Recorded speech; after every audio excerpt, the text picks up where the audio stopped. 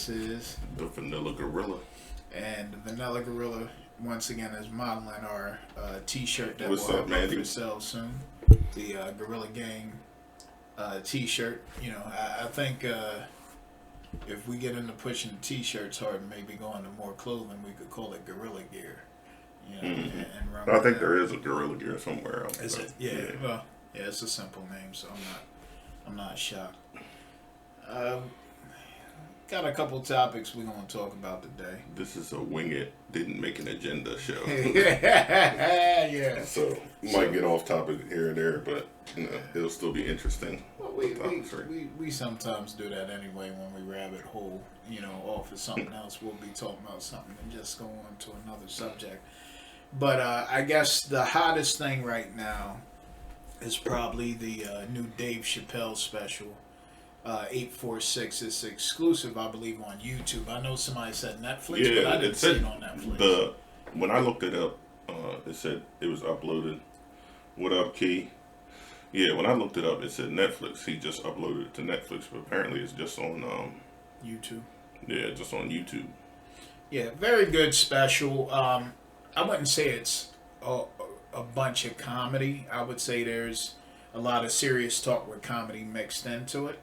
846 stands for how long the officer, I forget his name. Do you remember his name? Nah, his name's not important. No, not at all. Dickhead. Yeah, when the dickhead put his knee on George Floyd's back for 8 minutes and 46 seconds. Yeah. That was also the time that Dave Chapelle was born. I think that might have been, from what I was gathering, part of what moved him to even do the special.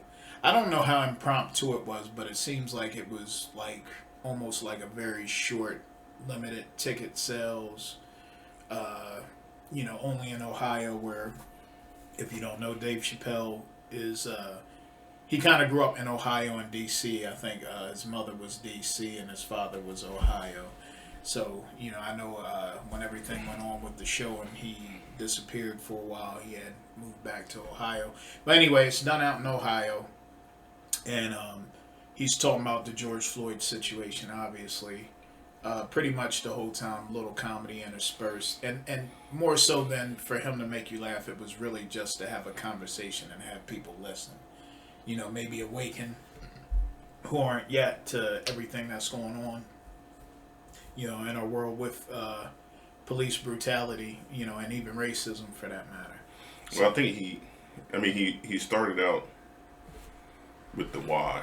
Like he said, he was watching CNN. Don Lemon got up and was like, "Where are all the celebrities at? I want to hear from the celebrities." And he was like, "Hey, ain't my time to talk right now." Right. So he was that, I guess, sparked it, and actually Don Lemon responded, and you know he said, "You know what, Dave's right." He said, "This is not a time for us to be coming at each other. It's a time for us to work together and all that stuff." And me and Mark were just off the air talking about how what's the bigger number, 10,000 or 1? Because what happens is when we start these groups and these protests and all these things, there seems to be all these splinter cells that come up off of them. Like, you offended me, now I'm against you, even though originally we were fighting for the same cause. This hurt my feelings. I don't agree with this, so now I'm against you. And those other groups, like, for example, the white supremacy groups, the KKK, the Trumpers, like, it doesn't matter who says what. They stand behind them and they all fight as one with one purpose and working towards a singular goal. And as the other side of that, we have to get away from these splintering off into all these different factions and fighting with each other instead of fighting towards the one purpose. Like, I can't understand how your mission can get deviated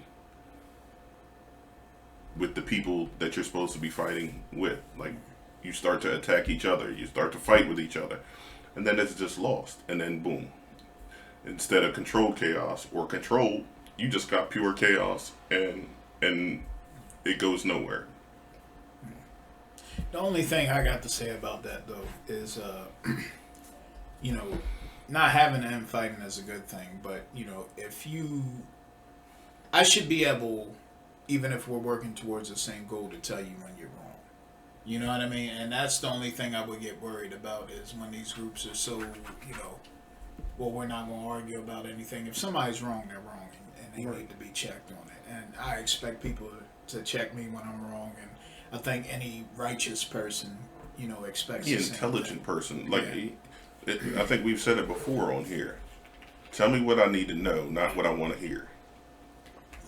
Like, that's a simple basis of communication. Yeah, it strokes your ego to be told what you want to hear, but it does nothing for you in regards to growth or being better or fighting for the same purpose if I'm just telling you what you want to hear and not what you need to know. Like, hey, Mark, you know, that was kind of fucked up what you said. You know, I understand where you're coming from, but maybe you could have phrased it a little better, or you could, you know, say it a different way. Something like that. Right. Instead of, it amazes me that rather than disagree with somebody, communication breaks into insulting, oh, you stupid bitch. And like, it just amazes me that the conversation can be broken down into this debauchery of insults and name calling and right. and all this shit, instead of, because to me that's when you lose. Like, even somebody that you might have been reaching is now going to turn you off because all they know is, okay, so if I don't agree with him, he's just going to start cursing at me and call me names. Can you hold that thought for 1 second? Yeah. Hey, everybody that's on the live, hey, Sydney, Yvette, and John Barkley, what's going on, brother? Or Jack, excuse me. I can't see comments for some reason. I don't know why. It's been like that my last couple lives. Yeah, that's right. It's been like that my last couple lives. So if you're making comments, I will be able to see them afterwards, but I can't see them on live. So I will respond to them if you are commenting. I can't even see it as you're doing it. So I don't know what's going on with that. What's this one right here? I don't know. Try it. No. All right, so. But yeah, anyway, yeah, so resorting to name calling and cursing at somebody, and I curse a lot in just normal conversation. Like, I just cuss a lot, but it's not directed at somebody where it's like, you're fucking stupid, Mark. Like, I wouldn't talk like that. I would say, you know, something, but it's never like, I never personalize cursing. I just curse a lot. I just do. But when you start cursing at somebody or you start name calling, it just shows lack of intelligence. Like, okay, so basically you're just telling me you don't have a point. You just wanted to argue, and you want this to go into a back and forth roasting contest instead of talking about whatever intelligible point that you were making to begin with. Right. So, yeah, it's just a shame that on our side, when we're fighting for these causes, they slowly trickle away because people break off into these other factions because you upset me, so now I'm not with you. No, like, it's just too much, man. Grow up. Yeah. Sometimes jealousy comes into play with that too. You know what I mean? Somebody's getting a little more traction or what have you. I just had a conversation with a friend of mine about that, about Malcolm X and Elijah Muhammad. You know, it seemed like a lot of that whole breakup of those two guys had to do with ego, with jealousy. Yeah, ego. You know, it's like Malcolm X was getting too big, and Elijah didn't really like that. You know. But then also Elijah had other advisors next to him, like, yo, yeah, Malcolm, this guy, Malcolm is doing too much. Yep, who's this guy? Like, and that'll engage your ego, where it may not have had he might not have had that thought. It might not before, have been an issue at first. Yeah. But then somebody constantly boom, boom, boom, boom, boom, boom. Yep. And that's what Trump is good at. He's really good at repeating the same scripted message over and over and over and over and over and over and over and over till you believe him. I mean, obviously, there's those of us with common sense that don't, but he's really, really good at it, and that's why he has that base that does not waver no matter what he does, no matter what he says. They follow him. He said he would kill somebody. Okay, what's wrong with that? Yeah, he said put UV rays on yourself. Okay, what's wrong with that? Yeah, as a disinfectant. Why not? Why can't we do that? Like, no matter what, that's why I said, in that respect, if you don't respect that he's at least a genius at manipulating stupid ass people. You know, he's got millions of followers. You know, I wonder that follow him blindly, and I mean blindly. And the Black Lives Matter, the all these groups that are protesting social injustice, police brutality, racial inequality. We need that. We need to be able to follow each other blindly for one purpose and for one result. That's it. I don't understand why that's so hard. I wonder if part of the whole Trump following thing has anything to do with him being a millionaire. In other words, is that what these people ultimately want to be, or is it just... No, he says what they want to hear. That he's the perfect antithesis of that whole statement. He tells you what you want to hear, which strokes your ego, not what you want to know. He ain't never told me nothing I want to hear. But he's also not trying to. Right, exactly. You're not his audience. Right. He knows exactly his audience. He doesn't care about the other 62, 64% that know everything that comes out of his mouth is bullshit. He knows that, so he doesn't speak to you. He doesn't try to reach me. He doesn't try to reach you. What he'll try to do, though, is, for example, this election. All the talking, see now Joe, see now Joe. He'll repeat see now Joe and try to put a seed of doubt in your head, like, oh, well, maybe Joe is senile. Or maybe Joe is this and that. And that's his game. He's not going to try to reach you, but he's certainly going to try to at least put a seed of doubt in your head. So you're like, you know what, fuck it. I just won't vote this year. And that's how he win. That's how he won last time. Hillary was a bad candidate because she had just way too much baggage. So it was a stretch for her anyway. But once he was able to convince his fucking flock of masses, oh, she had a secret sex shop. No, she didn't. Oh, she has people killed all the time. No, she doesn't. Like, and it didn't matter to those secret sex shop in a pizza shop in DC. But even if she did, who cares? But now I see that's what not you're some trying. Shit that you would be able to hide, right? So it's just like, and it's able to put seeds of doubt in people's mind, and it makes people say, you know what? I'll just vote for the third party because I don't like either one of them. It actually sounds disgusting to me. So it's amazing to me that we can't stay on message without infighting and bickering, but they can do it, and they're fucking idiots.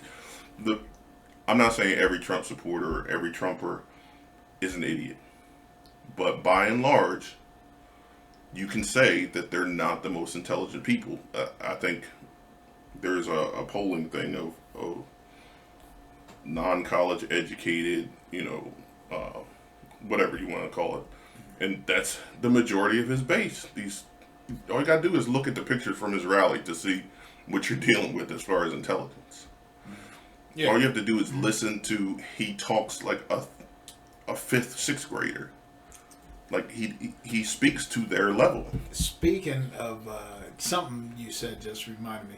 There's a new Spike Lee movie on Netflix called The Blood 5. Have you seen it? No. Okay, so we can't really get into it. But Delroy Lindo's character, one of the actors on there, he does something. I'd like you to see it so that we could talk about it when you get a chance. Yeah, I'll watch it. So the movie was, a lot of people are like really excited about the movie, saying it's really good. I thought it was okay. The Blood 5. Is that with Chadwick Black? Yeah. Okay. There was elements I really liked about it. The movie overall to me was just kind of, I don't know, it was there. I mean, it wasn't a bad movie by any means, but I'm not as enthusiastic as most people are about it. Yvette, if you've seen it, leave a comment. We'll talk about it later or what have you. I'm pretty sure you probably have seen it. My sister's my Netflix go-to person. I'm like, listen, I need something to watch. She wrote me out a list of all this stuff, and I probably seen half of them. Some I didn't, and then I went back and watched some of the ones she was talking about, and they were actually pretty good. The ones I watched, but nonetheless, yeah, we got a lot of work to do. As far as our community, we got a lot of work to do, and I think people are starting to take some of the right steps now with things going on, and some of it, you still got to be smart about what you're doing. You know what I mean? It's one thing that once you let your emotion get the best of you, that's where problems start to come in. And I understand the emotion because it's been something we've been dealing with for years. Sure. We got to get those emotions intact, and I'm you know me. I'm one of the people I get angry. It's hard for me to, keep my emotions together, but that's the only way we're going to get in the right place or get past what we're dealing with. Right. Because it doesn't matter how many steps you take. If you eventually stop walking, you ain't going nowhere else. There you go. I mean, that's just the way of the world. Yeah. Once you start, you can't stop. And otherwise, you stay the same. And that's why over all these years, you get fed breadcrumbs like the Civil Rights Act, all that, after they killed Martin Luther King and Malcolm, Lyndon Johnson signed that Civil Rights Act. And that was like, okay, they gave us a cookie, let's be quiet. And then it became desegregation in the 70s. Okay, we're going to desegregate the schools. And everybody was quiet. And then nobody said a mumbling word about civil rights, anything, until 91-ish, and shit happened in LA, and it was the riots, and then it was back to, police brutality. Right. And then there's been sprinklings throughout the year of these same types of incidents, and there's an uprising, and then it falls. Uprising, and it falls. Like, it's that whole, why are you taking your foot off the gas? Right. That's what I was saying last week. I hope all this, even if you, I don't know if you played Madden lately. On that, I did there's see a that. square that says Black Lives Matter. It was on 2K. Okay. I was playing 2K. Okay, so 2K and Madden and Prime and everything. There's a lot of we stand with the black community. That's great. I just hope it's not a fad for right now until things calm down. I feel like, I personally feel like, and I might be wrong, that this is just until the smoke blows over. And I hope that that's not the case. I hope. Like I said, it's exactly like that. All right. Sorry we killed Malcolm and Martin Luther King, but I'll sign this civil rights bill so y'all niggas be quiet for a little bit. And that's kind of what it was. I mean, obviously I wasn't alive at that time, but still, it just seems that way. It seems like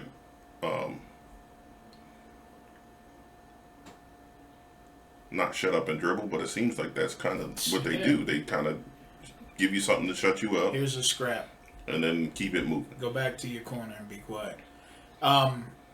Another thing I want to say, just if anybody's watching so you understand, this is not a situation where we want special treatment. It's a situation where we want to be treated equally. And that has never happened. And that's what I want people to understand, is that we're looking for equal treatment, not special treatment. So, please go somewhere with that narrative. I just saw a video the other day. Lady walks into a store and tells, I thought the lady was black, but supposedly she was Latina. Something about going back to her country. She pushed the lady slapped the mess out of her. But she act like, oh my God, how dare you? You know what I mean? So it's just, and she was berating this woman, and the woman was finally walking away and she pushed her and she got slapped. And the guy recording said, that's exactly what you deserve. I think I saw that too. Yeah, I don't know what I'm sorry, I got a little distracted by the balloon car with the horn beeping. It's one of those graduation drive-by things. Is that what that is? Yeah. Okay. If you can hear the horn, there's a maniac with balloons hanging out the car, driving by beeping their horn. It's one of those graduation drive-by things. Hope he doesn't go to the wrong neighborhood.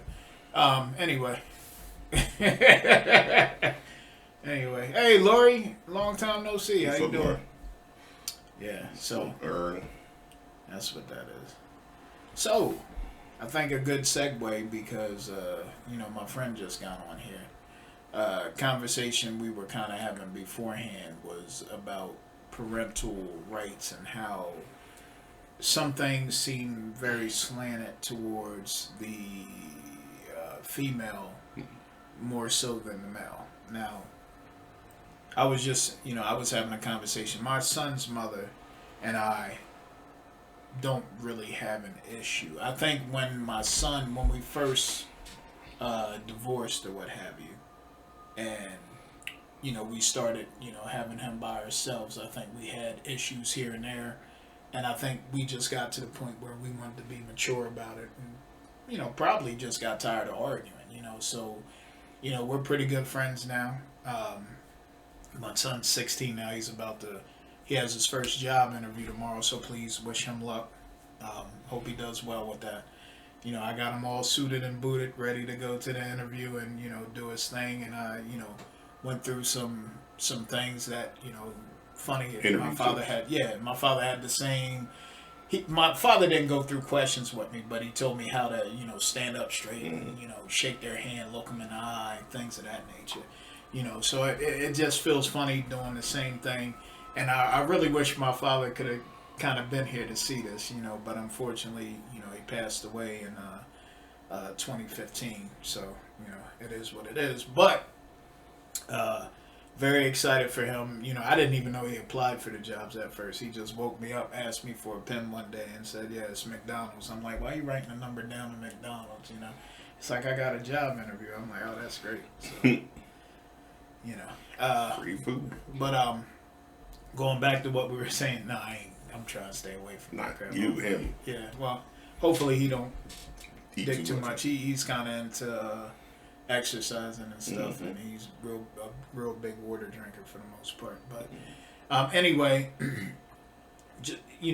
so we don't have an issue now. It was a battle here and there. But what I guess want to know in general is why does it seem like, and I'm sure there's men that's petty too. I'm not ignoring that, but I see it way more from the female side than I do the male side. Of why, is it an emotional thing? Like, you gotta hurt the guy because maybe he did something to you, maybe he cheated on you or what have you, but it just seems like the child is used as a tool a lot in situations, when it's a co-parenting thing, people getting each other in trouble or trying to find a way where they can't see their, the father can't see their child, and then they'll turn around and want the father to spend time with the kid or blame them. Not even that. It'll be they'll go do all they can to ensure that the father can't see the kid, but then social media wise, it's this deadbeat, like, but you the one keeping him from, like, right, like he don't want to agree to maybe your terms, which you think is co-parenting, and that's why, like, I like that co-parenting class, and I had to take it when I got divorced a while ago. Like, that teaches you about co-parenting. What I find is people have their own versions of co-parenting, and if your version of co-parenting is, well, you should just do what I want you and I need you to do, that's not co-parenting. That has nothing to do with co-parenting. Co-parenting is, you have your time, they have their time, and you work everything out among you. Not, well, I can't do this, so you just gonna have to. No, not if it impacts me. We're not together. You need to figure that out. You're a parent, you're an equal parent just like I am. Me kowtowing to you because you can't, no, that's not the way it works. And I do want to say, just to play devil's advocate, I do know some women, and particularly there's one watching now, I'm not going to say her name, who never gave her children's father any trouble or what have you. You know what I mean? I know that there was one father that wasn't really all he could be, and she never gave him a hard time. She took care of her kids, never heard a complaint. And the funny thing was, in the end, with her last daughter, whose father I know was involved, when he passed away, I'm not saying it paid off for him because he passed away, but she actually got her just due. So all those years of struggle and everything, things got a little easier for her because of the situation. But the unfortunate thing is that was one that was involved with his child. So yeah, there's more women than there are not that aren't these vindictive, petty types, and that's important to be said. But there is, for some reason, in the state of Delaware at least, a tendency to ignore everything and anything about the father and just, it's the mother, the mother, the mother. And if you're a manipulative, narcissistic person that is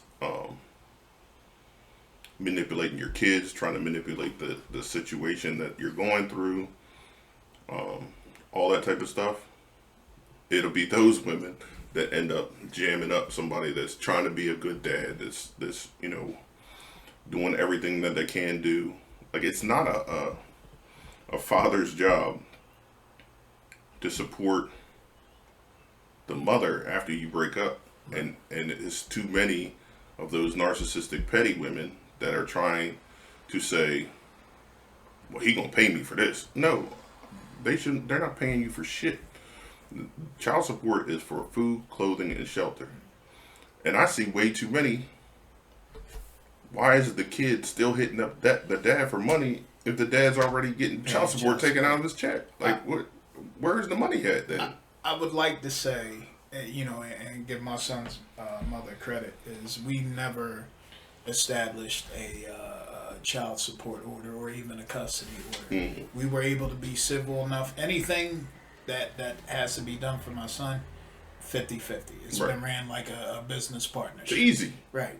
And once you take your ego out of it, because it's not you or her that matters, it's him. The child. And that was the thing, and that's what we said to each other.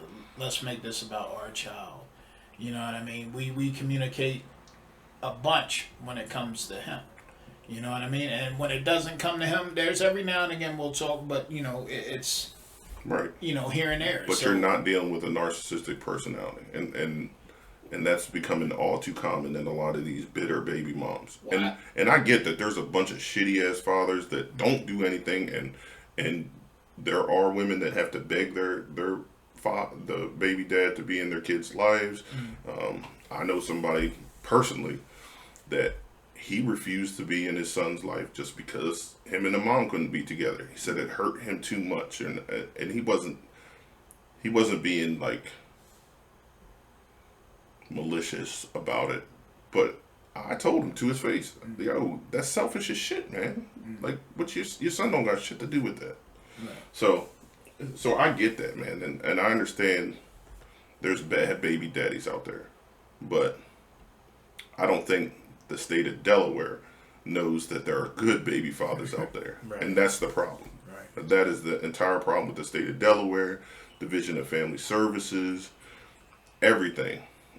Like, the man is automatically the villain when you walk in. From the time the court paperwork is filed to the time you go into the courtroom, the man is designated as the villain, no matter what the actual circumstances are. I will say this, though. I do know I had a buddy named Kervine, okay? He went to court and he won his custody case and everything, and I think his son's mother was paying him child support, and his son was with him for a very long time, and I think as he got older, naturally, he kind of missed his mom or what have you. Yeah, that happens. Went back with it, but he's probably, and he wasn't a Delaware resident, so it might not be the best example, but he's one of the few men I ever heard, won their custody case. Actually, I think my buddy Sir Blanco won his too, or either they got joint custody, but he's the, what do you call it? Custodial guardian, yeah. So, that worked out for him, but I know that every man that goes to court for custody or child support is always kind of in a somber mood. Oh, yeah. I mean, when I go, everybody's like, oh, man, everything's on your side. You got a house, you got a job, great father, always spending, and I always say, yeah, but that doesn't matter in Delaware.